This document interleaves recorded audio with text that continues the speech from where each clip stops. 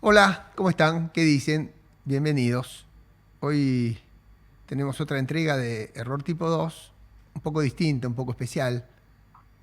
Me dijo un amigo, el podcast se puso un poco tipo cambista, ¿no? Y bueno, le decía yo, vos vivís fuera de Argentina y acá el tipo de cambio es lo que más preocupa, ¿no? No es que sea la única variable, pero todo el mundo está pendiente del dólar. Eh, y entonces, claro, se me ocurrió que la situación actual, además de la cotización del dólar y de los problemas macroeconómicos que propone analizar, merece ser vista desde muchos otros lados. El fenómeno social es poliédrico y hay muchas miradas desde muchos ángulos que pueden enriquecer su lectura. Y hoy justamente vamos a intentar eso con la ayuda del doctor Royora, a quien tengo el gusto de conocer y la fortuna de poder entrevistar cada año. Así es que, Roy, gracias por aceptar esta invitación. Es un gusto conversar con usted. Eh, y bueno, lo primero, y desde la perspectiva que usted debe tener como historiador profesional, eh, ¿qué reflexión cabe a poco de estar transitando un momento que tiene algunas peculiaridades un poco distintas a las de otras crisis y de otros momentos de la Argentina? Parece un poco distinta, ¿no? ¿Cómo anda? ¿Qué tal, Walter? Buenas tardes. Un placer estar acá. Gracias por la invitación. No, al contrario. Cuéntenos cómo está Eh, viendo el momento. sí, bueno, los historiadores siempre tenemos un truco, ¿no? Y es que eh, eh, miramos el pasado y a veces proyectamos sobre el presente imágenes que traemos del pasado. Ajá. Y eso nos hace a veces malos analistas de los momentos de cambio. Porque nos proyecta transformaciones que son originales sobre moldes que ya conocemos. Ah, ok. Y yo creo que uno de los momentos en que este peligro es más grande es el que estamos transitando. Esto es, la Argentina hoy parece distinta a la que conocimos durante mucho tiempo y eso a los historiadores por lo menos nos deja con pocas herramientas, nos deja con una caja de herramientas más modesta, más pequeña para entender estas transformaciones. Por ejemplo, la Argentina tiene una cultura estatalista muy potente, muy arraigada en muchos sectores. Sí. Bueno, hoy parece que eso ha cambiado y que una parte significativa de la población está dispuesta a caminar, a mirar en otras direcciones. Eso para mí es toda una novedad.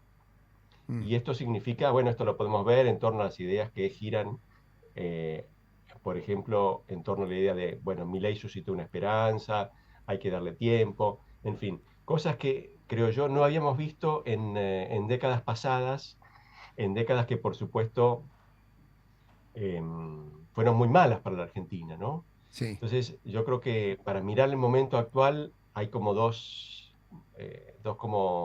tipos de explicaciones del fenómeno político actualmente en curso. Una son las que evocan las dimensiones más estructurales, más características de la sociedad argentina, los problemas más característicos de la sociedad argentina en las últimas décadas, y ahí yo anotaría, por ejemplo, bueno, el hecho de que es un país que, como sabemos, ha venido teniendo un desempeño muy mediocre, muy malo, de los Sí. peores de América Latina, ¿no es cierto? Salvo Ujú, Venezuela, ujú. sin duda el más decepcionante. Y esto, por supuesto, acompañado con fenómenos como pérdida de empleo formal, desorganización del mercado de trabajo, en fin, todas estas características que han hecho que mucha gente quizás diga, bueno, probemos una alternativa distinta. Sí. Tiene sentido. Esa es parte de la explicación, digamos, un costado de la explicación. Y la otra explicación es aquella que remite a los fenómenos del siglo XX y en particular a las transformaciones de la política y de la comunicación. Esto yo creo que es una de las cosas que hoy está más en el tapete, por ejemplo, en torno a las nuevas formas de conceptualizar la relación de los ciudadanos con la política, que surge sobre todo a partir de la expansión del imperio de las redes, ¿no? Entonces acá tenemos como otro costado de la reflexión sobre el cambio político en curso, ¿no es Claro. cierto? Importa menos la historia, tenemos mucha más gente que, bueno, entiende la vida pública en otros términos, y esos términos son propios del, digamos así, de la era de las redes, de la era de la información. Sí, lo entendí. Ahora, me vienen a la cabeza varias cosas, ¿no? Como siempre que uno dialoga y dialoga con alguien que viene de otro lado, ¿no? Los economistas hacen exactamente lo contrario, ¿no? O sea, todos los modelos económicos tienen supuestos, pero casi como si fueran Harry Potter, ocultan los supuestos y predicen el futuro a partir del modelo. Entonces, si uno tiene la magia para ocultar el supuesto, lo que uno predice parece inexorable. Y la realidad se encarga muchas veces de mostrar que eso no es así, ¿no es cierto? Porque es más compleja que un modelo, siempre es más compleja que un modelo.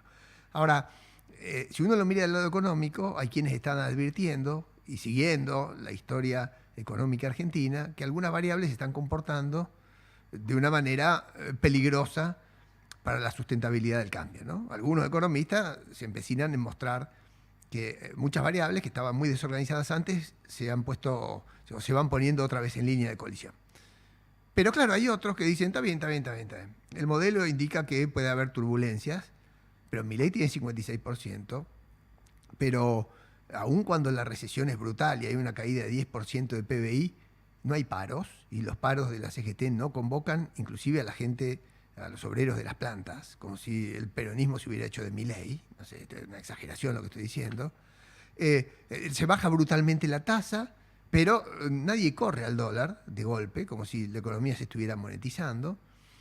Y claro, algunos dicen, no, no se quiere volver para atrás, que es lo que usted planteaba, si hay muchos fantasmas, pero tampoco hay nadie en el horizonte que esté haciendo señales claras, ¿no? Es decir, no hay oposición, porque Milei tiene una centralidad política que se ha ganado con su discurso, con su estilo, con las redes, como usted dice, o con un discurso de cambio, o con un discurso de fastidio, pero al fin del día lleva 5 meses y yo me animo a decir que está gobernando en 5 meses. Yo la verdad que no estaba seguro que él en 5 meses pudiera gobernar y hacerlo con, bueno, a su manera, pero con cierta estabilidad. ¿A usted le parece que esto que yo estoy viendo es proyectable? ¿Lo que yo digo es atendible? ¿O al fin del día está todo sujeto con pequeños broches de esos que se cuelgan en la ropa? Sí. Yo pienso que es demasiado temprano para determinarlo. Y Ujú. me apoyo en los primeros años de Menem para, digamos así, sustentar este juicio. Porque cuando uno mira el momento que, sobre todo a Milei, digamos así, más valora de la historia argentina reciente, es el momento Menem, ¿no?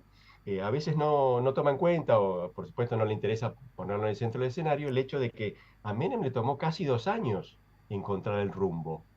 Y vivió, digamos así, era un gobierno que tenía mucha más legitimidad, por un lado, al interior del peronismo, puesto que había ganado la elección interna contra Cafiero y después la elección general contra Alfonsín.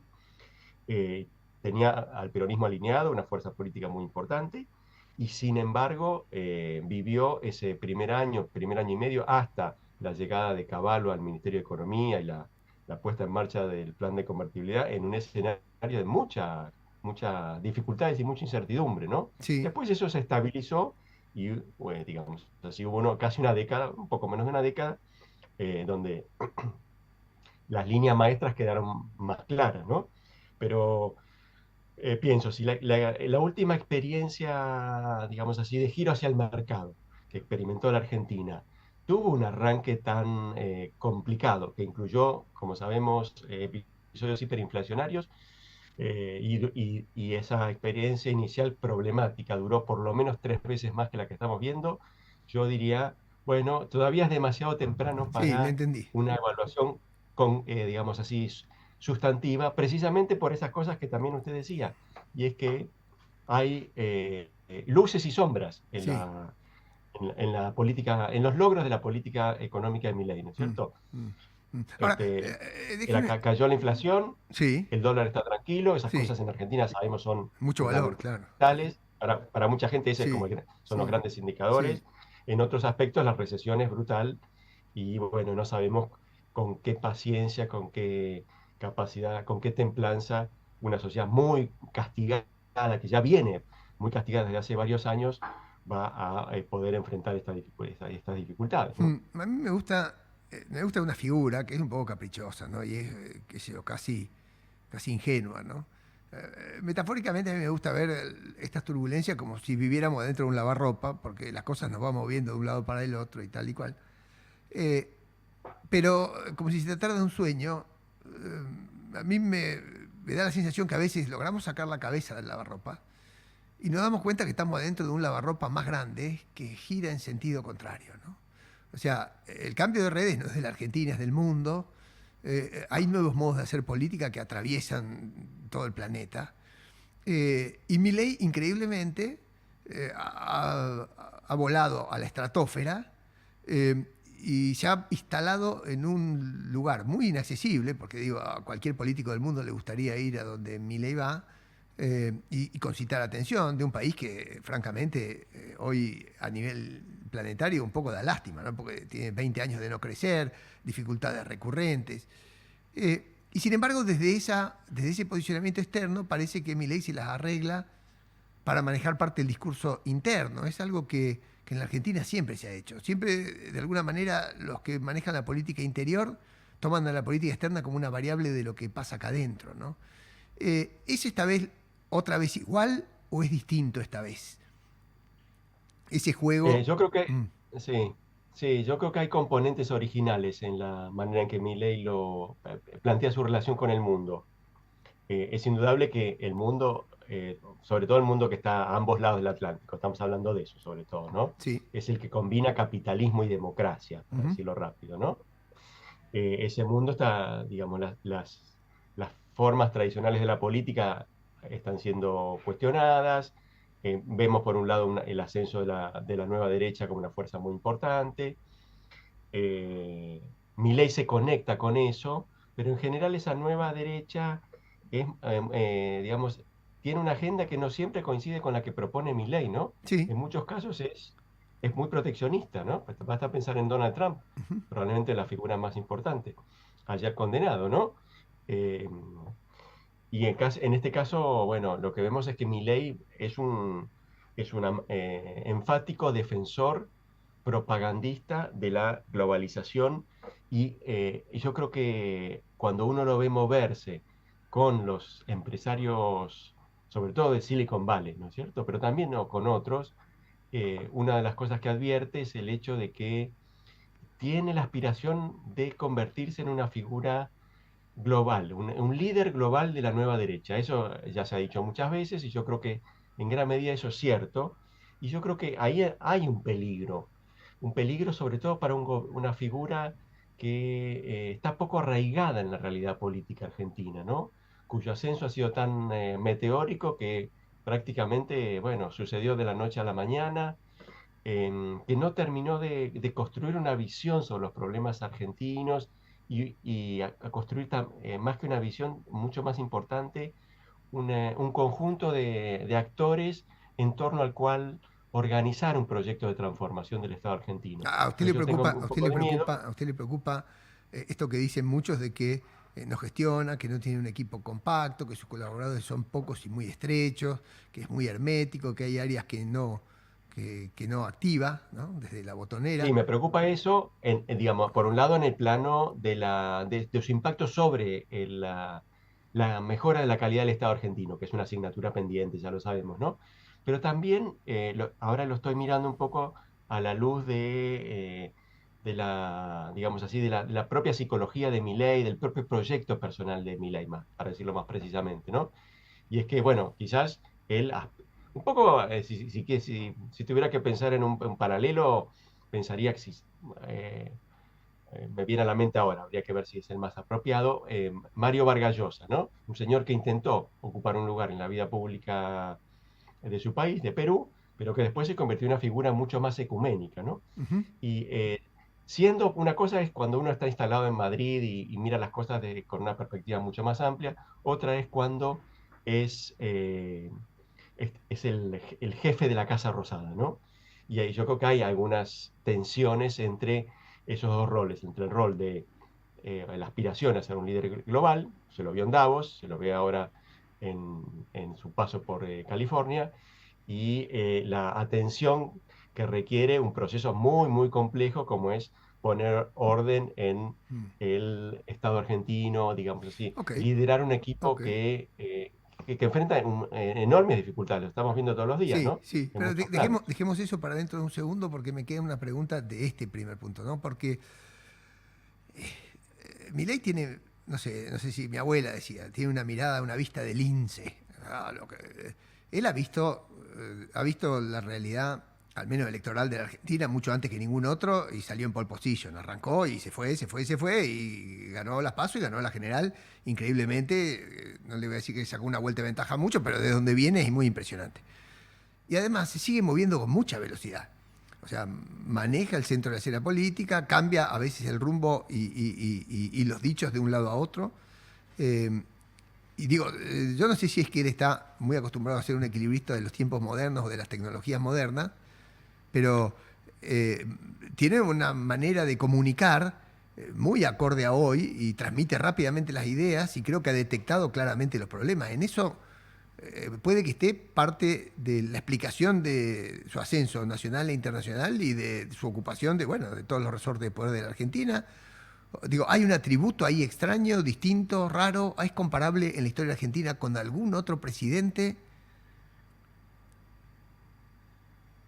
Bueno, en relación con lo que dice, yo creo que hay dos aspectos dos conceptos que yo subrayaría.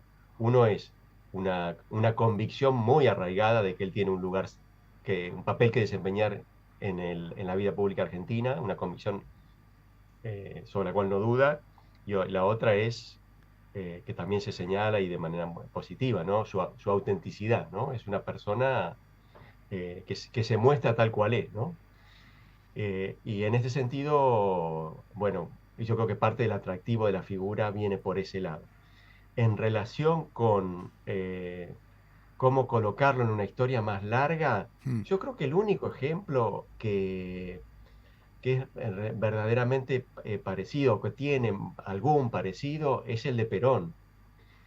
Valga Qué digamos, curioso. esto puede quizás sorprender a algunos, Sí, ¿no es cierto? es Pero curioso. Perón era una figura que venía de afuera del mundo político, que tenía, por supuesto, que tuvo el apoyo de una plataforma muy poderosa que fue el ejército y su rol en la dictadura del 43, de 1943, que puso a su disposición enormes recursos de poder, ¿no?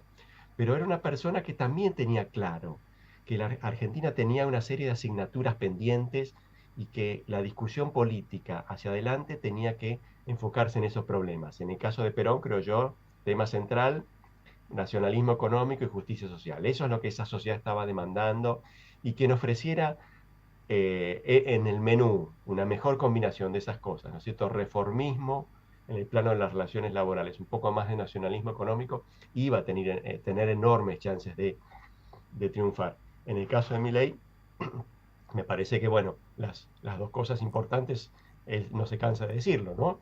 No voy a ser original yo en esto, es hay que castigar a una clase dirigente que nos trajo hasta acá, que nos hundió en este barro, y al mismo tiempo hace falta reformar un Estado, en el caso de él, digamos, exagerando un poco, no sé si es lo que hay que hacer, pero cambiar radicalmente el lugar del Estado en la vida económica argentina, ¿no? Y desde la quiebra Eh, del Estado, ¿no? Porque tiene ese dato que lo pone sobre la mesa y lo exhibe, ¿no? Desde su no hay plata, que parece ser lo que la gente más entendió, ¿no? Y que la inflación es la sí, consecuencia de que claro, no hay sí. plata. O sea, en ese punto él tiene buenas herramientas para comunicar desde la realidad lo que quiere comunicar. Después que lo pueda hacer o no, tal vez sea materia a discutir, ¿no?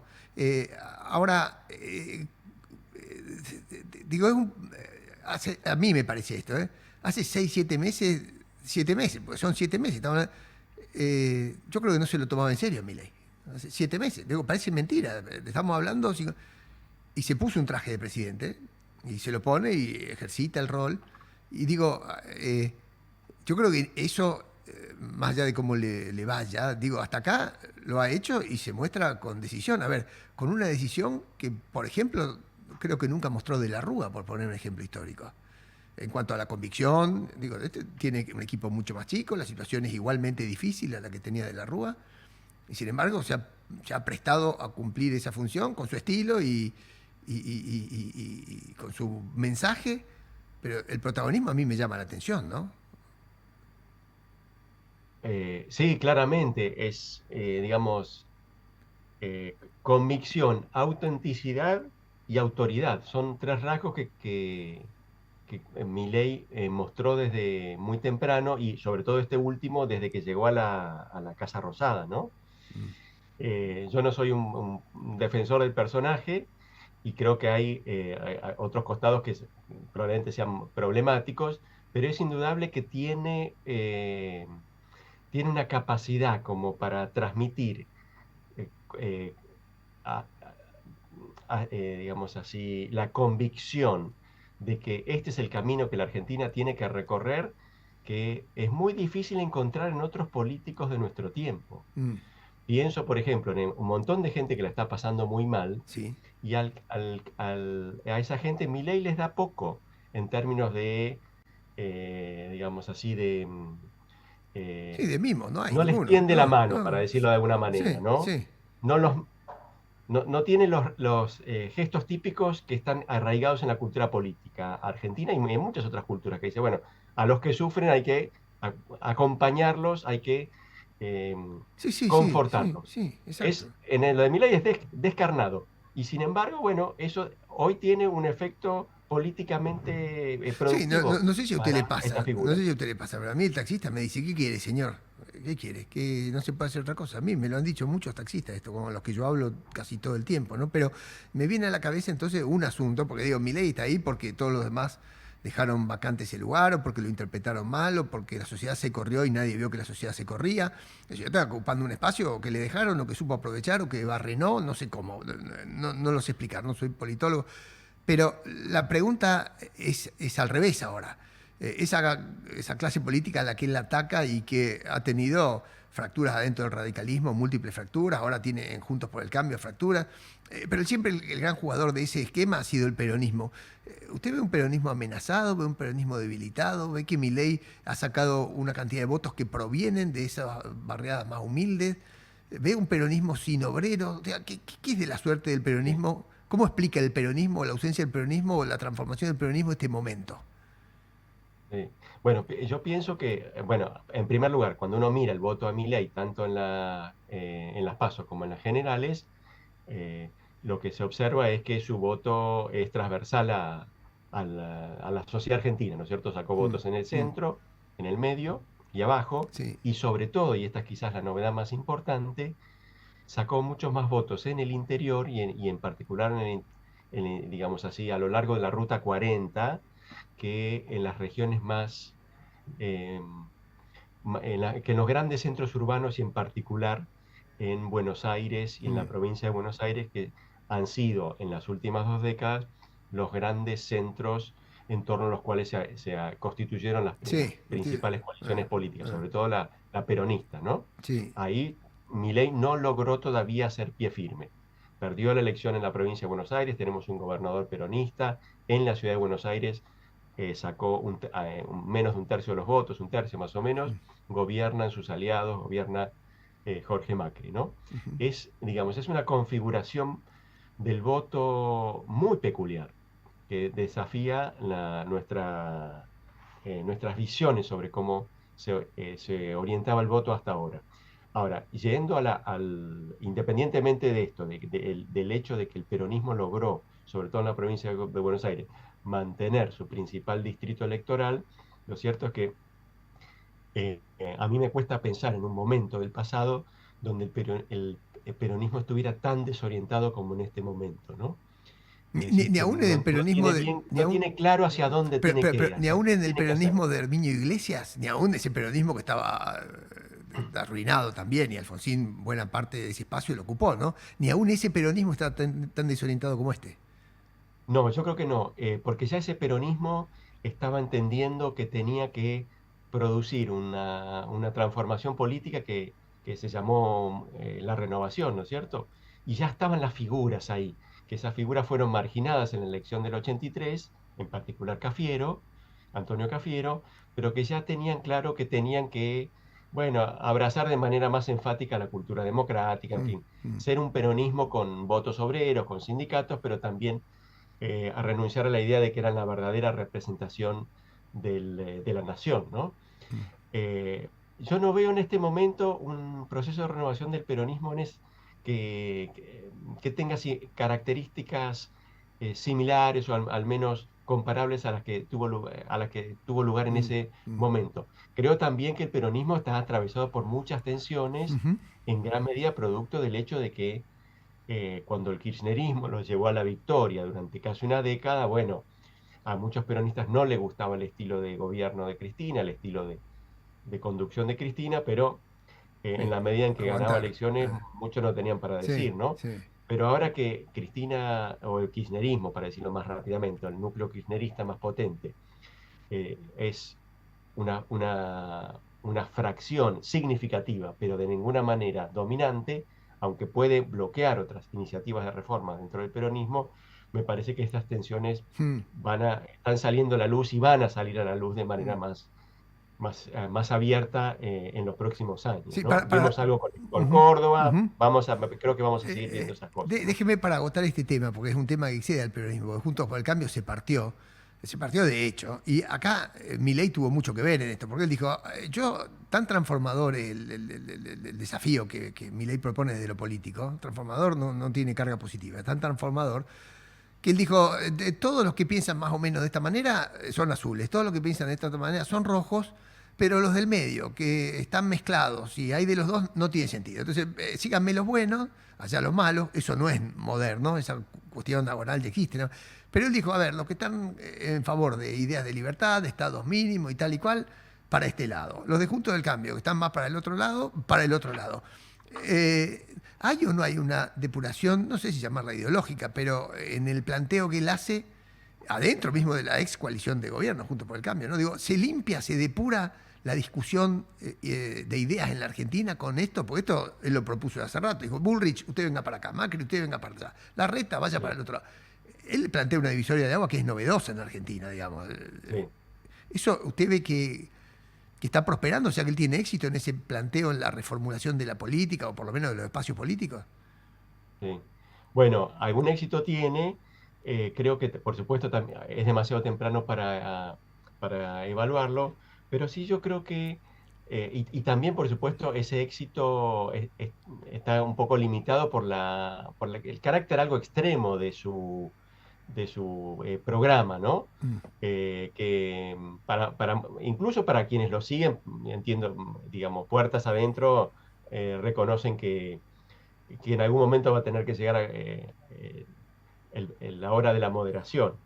Pero yo creo que, de todos modos, ahí usted apuntaba a uno de los temas que yo creo que vamos a tener que seguir con un poco de atención en los próximos años, y es, bueno, ¿qué pasa con el PRO, ¿no? Que se había constituido como en el núcleo del polo no peronista de la vida pública y que ahora está pagando un poco el precio, es el partido quizás más tensionado por la oferta de Milei, por la seducción de Milei, está pagando un poco el precio de haber nacido como un partido personalista. Esto es, un partido articulado en torno a una figura en particular, la figura de Macri, mucho menos centrado en un conjunto de doctrinas, de verdades, de valores, y que reunió desde el comienzo gente que, bueno, por distintas razones quería colocarse en el polo no peronista de la vida pública, pero que iba al PRO por motivos muy diversos, ¿no? mm, mm. Una aspiración a Sí, modernización, en otros antiperonismo, en otros, digamos, Macri también tuvo sus progresistas y sí, tuvo a sus sí, sí. progresistas. Es decir, es internamente muy poco coherente esa fuerza, porque bueno, creo yo, una fuerza creada al calor del éxito electoral, Sí, ¿no? ok. Y cuando falta el éxito electoral, Sí. por ejemplo, el radicalismo yo creo que se logra mantenerse mejor porque tiene una tradición, tiene una cultura política Una compartida, ¿no? geografía también, ¿no?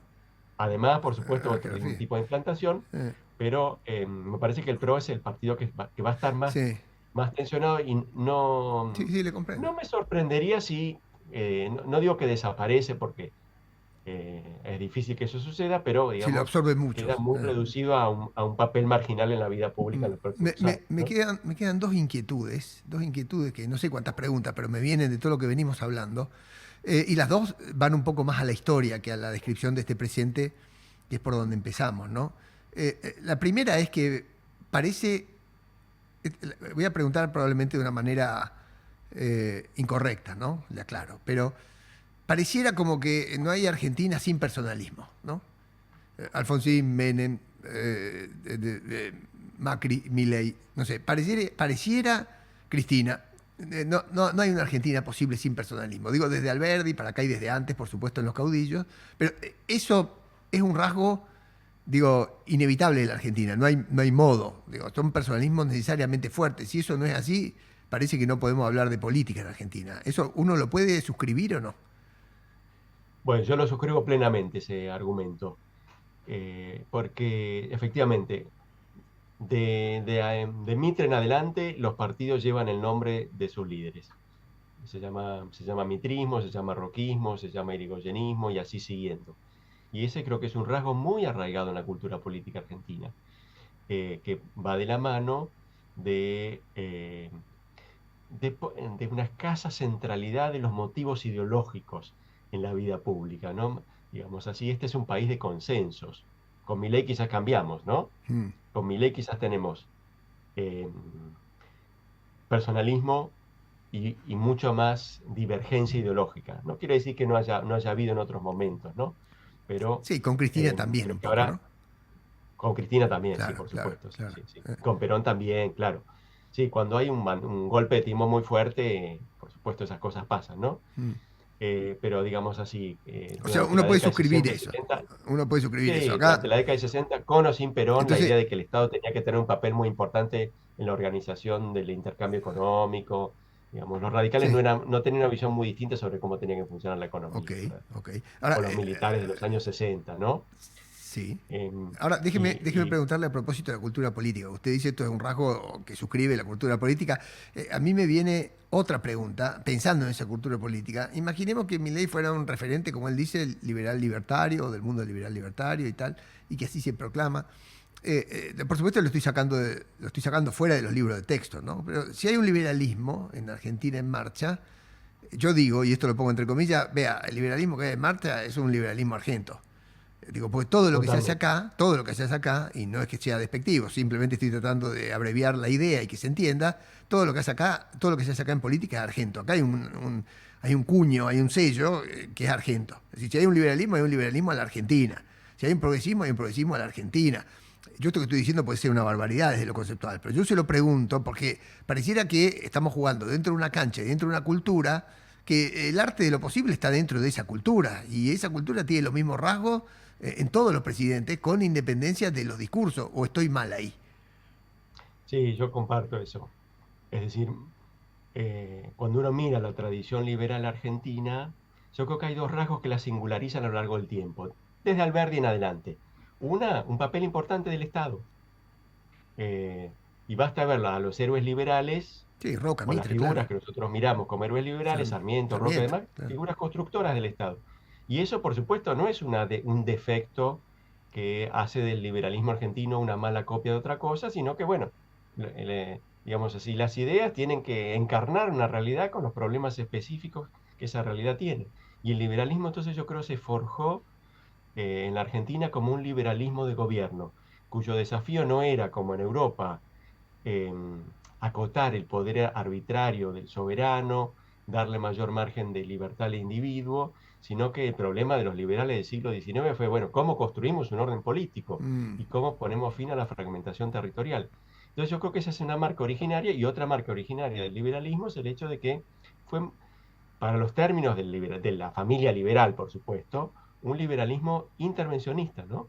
En el sentido de que creía que Sarmiento, Mitre, Roca pensaban, bueno, la Argentina es un país atrasado, un país que no ha cumplido con las expectativas que abrigaron los padres fundadores, digamos así, los hombres de la emancipación. mm, Y por tanto tenemos que acelerar la marcha de progreso, y eso requiere más Estado que uno encuentra en sociedades que ya están en marcha, ¿no? Ahora, Roy, la Yo creo que pregunta es esas esta. marcas quedaron. Sí, muy interesante. Déjeme preguntar porque me genera mucha inquietud este punto. Digo, hay un Estado muy presente, digo, imaginemos no solamente la llegada acá de los ferrocarriles y muchas cosas que se facilitan desde el Estado, digámoslo así. No sé si el ejemplo está bien, o en la cuestión de cómo Sarmiento desparrama la educación por dentro de la Argentina, con Avellaneda y tal, pero no sé, me da la impresión a mí que había un foco, como usted dice, muy acotado. Es decir, mira, vamos a hacer las intervenciones para que en el fondo la libertad económica, el comercio, el libre cambio internacional progrese. Hace falta infraestructura, pero vamos hasta ahí, pero no era un Estado intrusivo, muy intrusivo de libertades civiles o de contención en otro orden de cosas, o estoy mal yo, porque Milei todo el tiempo dice, No, sí. hasta el año 30 tuvimos una Argentina integrada al mundo, donde la moneda era muy fuerte, donde el papá de Borges al principio del siglo pasado se fue a vivir a Suiza con los pesos que cobraba de acá, y Borges vivía ahí, contaba la historia, y Milei trae eso como una parte de su propuesta, porque todo el tiempo está diciendo eso. La Argentina fue grande hace, no sé, ciento y pico de años. Eh, ¿Cuál es la traza que se puede hacer entre lo que Milei dice y aquello que él dice? Sí.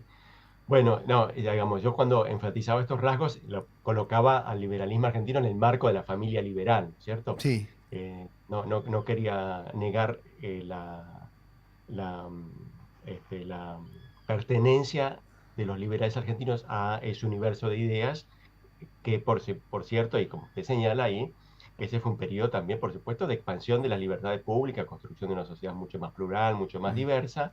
Sin embargo, bueno, algunos de los rasgos no liberales de la vida pública, por ejemplo, eh, se perciben en ese periodo y siguieron, ¿no? sí, Recién hacíamos referencia al personalismo, ¿no? sí. Poco pluralismo en la vida pública, ¿no? Partidos, ya sea el PAN, después el radicalismo, después el peronismo, que se sienten representantes de la nación, para decirlo rápido, ¿no? Sí. Que a veces más explícitamente, con el caso del peronismo, a veces menos explícitamente en el caso del PAN, se ven como la fuerza que encarna todos los intereses legítimos en la vida pública. Mm. Entonces, yo creo que eso es parte de la Argentina. Por supuesto, después de los años 40 tenemos un giro muy importante y eh, ese liberalismo quedó como muy arrinconado, muy en los márgenes. De hecho, perdió toda gravitación Sí. como propuesta electoral, ¿no? Quien quisiera cosechar votos en la Argentina desde la década del 40 sabía que la palabra liberal era mala palabra, ¿no? Ahora, Que a ahora, lo sumo se ahora, podía. la pregunta es, desde lo político claramente se pudo rescatar, ¿no? Digo, para juntar votos por lo menos, o acusando a la clase política o a la casta, o casi con un sentimiento de igualdad ante la ley o de justicia que Milei en parte encarnó en su campaña cuando denunciaba todo eso. Pero, ya estoy llegando al final y le quiero hacer estas...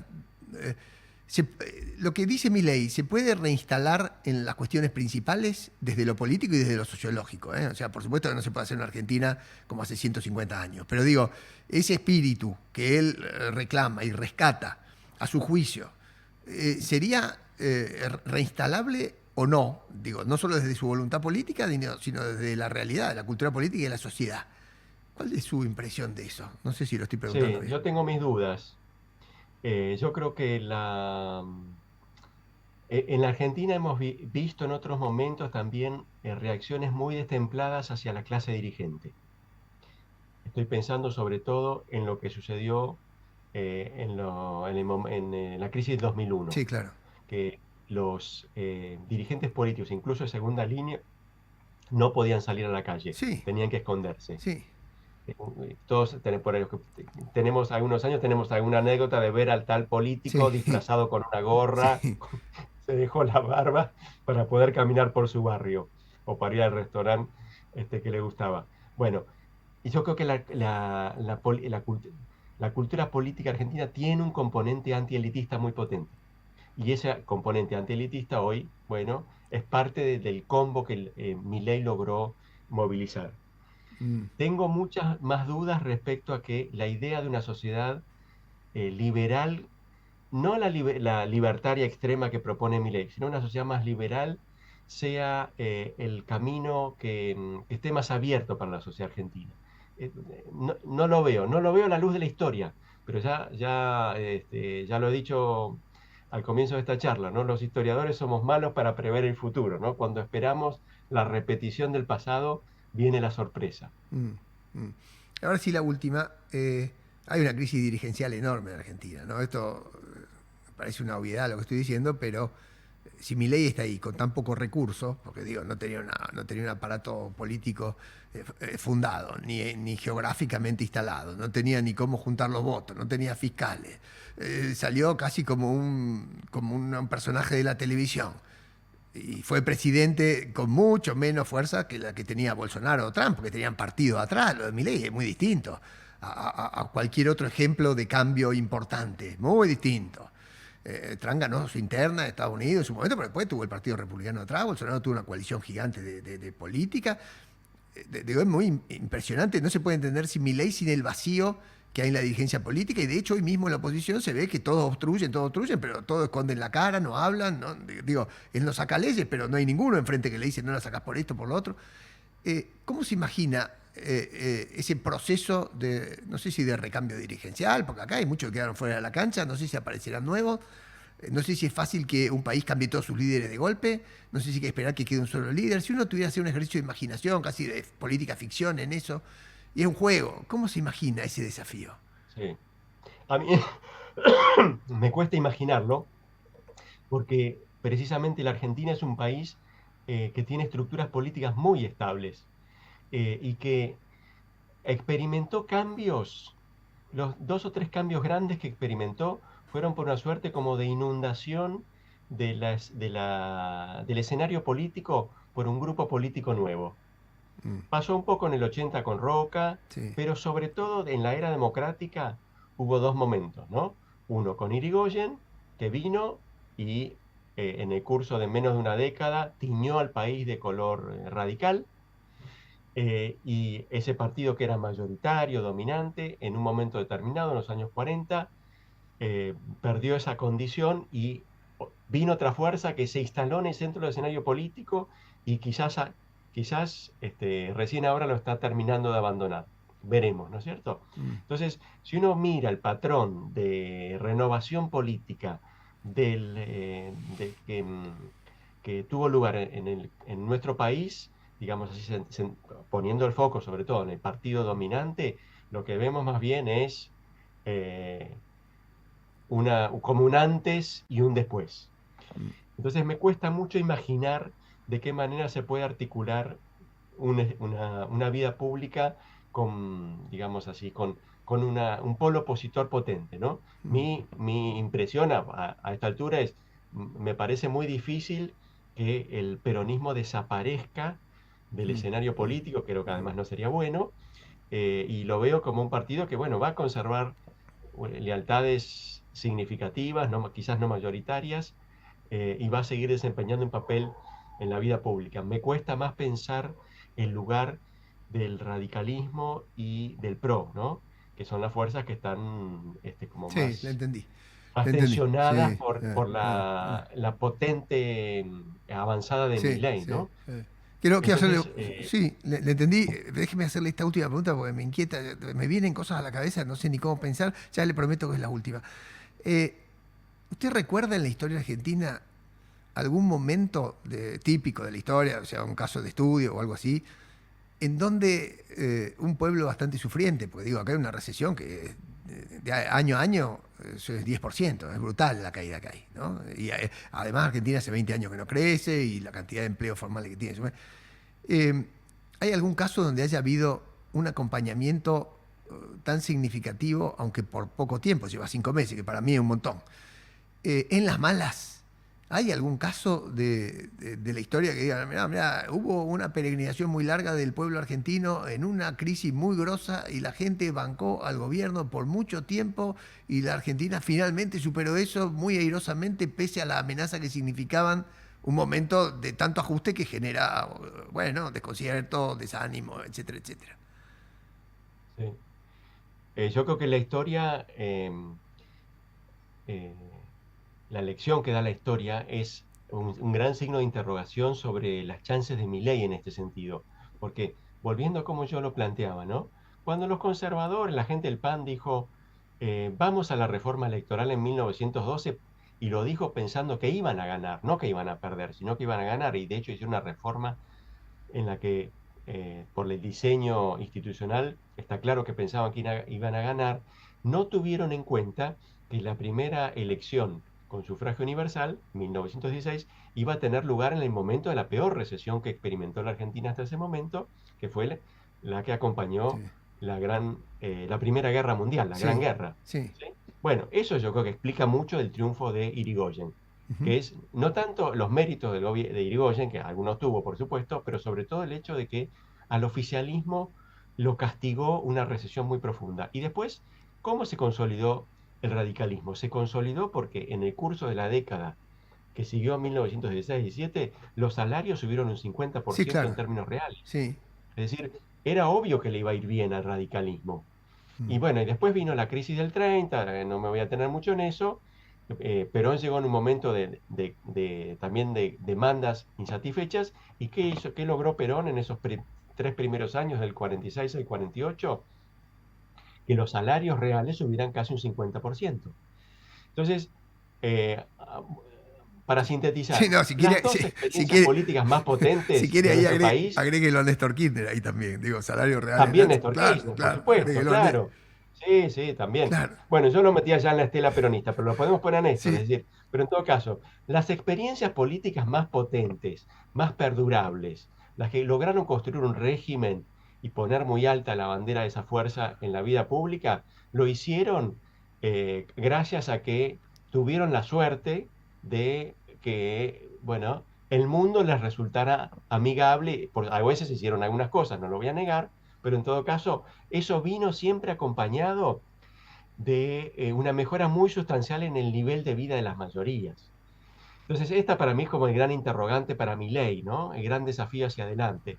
¿Puede un gobierno que está con muy buenas razones dispuesto a criticar a la clase dirigente, a veces no es muy coherente en su crítica? Lijo, ¿no es cierto? sí. Ariel Lijo, candidato, bueno, no es muy coherente, pero tiene argumentos para criticar.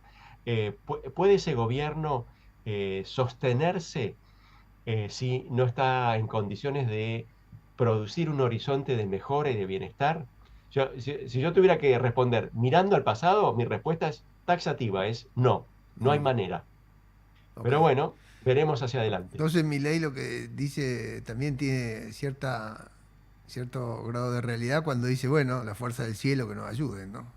Sí, sí, está bien que invoque otras fuerzas más allá de las terrenales, sí, seguramente Roy, las va a necesitar. siempre un tremendo gusto hablar con usted, un placer y bueno, compartir su sabiduría hoy con la gente que nos escucha también. Le mando un abrazo grande y bueno, quedo muy agradecido y muy a gusto por poder charlar de tanto en tanto con usted. Que tenga buena tarde.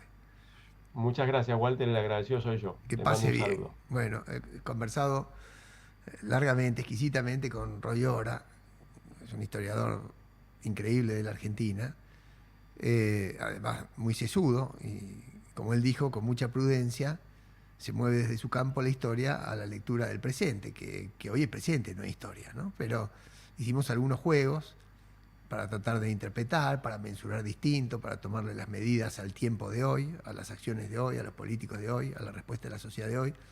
Por supuesto, conjeturalmente, pero sí hicimos el esfuerzo de meter algunas otras variables para que este podcast no resulte solo tipo cambista, ¿no? Bueno, a lo mejor lo pensamos más si para nuestra segunda temporada, que ya estamos imaginando, nos vamos abriendo de la economía también a otros asuntos. Los espero la semana que viene. Gracias.